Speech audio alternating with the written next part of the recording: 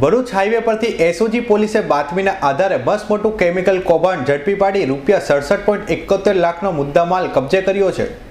Bharuch SOG પોલીસને બાતમી મળી હતી કે નબીપુર લુવારા પાસે આવેલ ગુરુદ્વારા રસ્તામાં કેટલાક ડ્રાઈવરો કેમિકલની ચોરી કરી રહ્યા છે।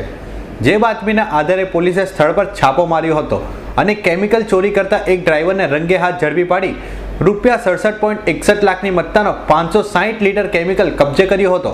ભરૂચ જિલ્લાના વિવિધ જીઆઈડીસી એસોસિએશન દ્વારા રજૂઆત કરવામાં આવેલ કે ભાઈ જે કંપનીમાંથી કેમિકલ તેમજ કોપર વગેરે ભરવામાં આવે છે ટેન્કરો તેમજ ટ્રકોમાં, એની અંદરથી ડ્રાઈવરો તેમજ બીજા ઇસમો મળીને ચોરી કરે છે।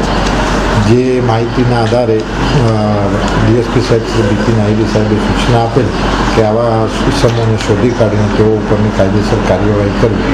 જે આધારે અમે ગઈકાલ રાતના નેશનલ હાઈવે 8 નબીપુર પાસે ગુરુદ્વારા આવેલ છે, ત્યાં કરજણનો દાદુ મકરાણી કરીને એક કિસમ છે, ટેન્કરોમાંથી ને તેમાંથી કેમિકલની ચોરી કરે છે। જે આધારે ડ્રાઈવરોના સાથે મળી કેમિકલની ચોરી કરે છે। જે આધારે જે તે જગ્યાએ જે જોયેલ તો તેમાંથી ટેન્કરોમાંથી પ્લાસ્ટિકની પાઇપ નાખી અને ચોરી કરવાનું તો ચાલુ હતું, તો કોર્ડન કરી એક કિસમને ત્યાંથી પકડી પાડેલ છે।